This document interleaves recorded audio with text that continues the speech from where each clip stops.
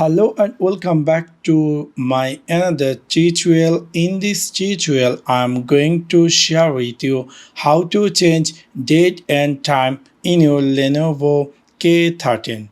So let's take a look how to do that.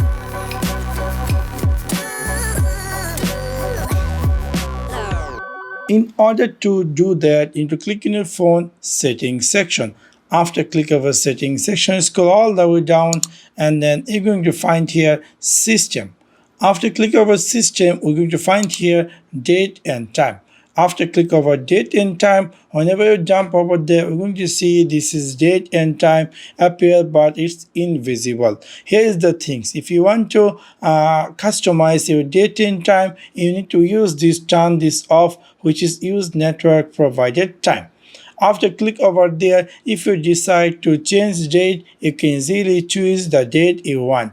If you decide to change the time, you can easily make the time you decide to make. And within this way, you can easily change date and time in your Lenovo K13. You can see just now I had changed date and time.